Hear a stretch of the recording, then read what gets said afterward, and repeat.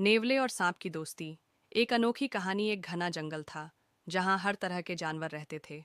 जंगल के बीचों बीच एक सुंदर नदी बहती थी जिसके पास हरे भरे पेड़ और रंग बिरंगे फूल खिले रहते थे।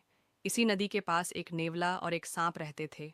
सामान्यतः नेवले और सांप की दुश्मनी होती है, लेकिन इस कहानी में कुछ अलग हुआ।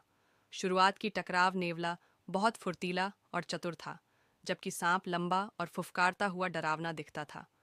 दोनों को एक दूसरे से डर लगता था, इसलिए वे हमेशा सावधानी से रहते थे। एक दिन जंगल में भीषण गर्मी पड़ी। सारे जानवर नदी पर पानी पीने आए। नेवला भी आया और पानी पीने लगा। तभी झाड़ियों से सांप भी निकला और नदी में तैरने लगा। अचानक दोनों की नजरें मिलीं। दोनों डर गए कि कहीं दूसरा हमला न कर दे। मदद का हाथ तभी एक बड़ा बाज आसमान से नीचे आया और नेवले पर झपट पड़ा। नेवला बाज को देख नहीं पाया, लेकिन सांप ने यह देख लिया। बिना समय गंवाए सांप ने फुफकार मारी और तेजी से उछलकर बाज की तरफ वार किया। बाज अचानक पीछे हट गया और उड़ गया। नेवला हैरान रह गया कि सांप ने उसकी जान बचाई थी। नेवला बोला, तुमने मेरी जान क्यों बचाई?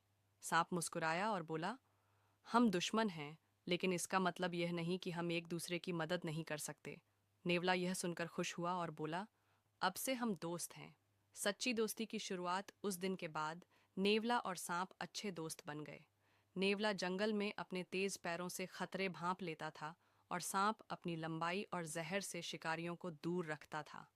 वे दोनों मिलकर एक दूसरे की मदद करते और जंगल में शांति से रहते।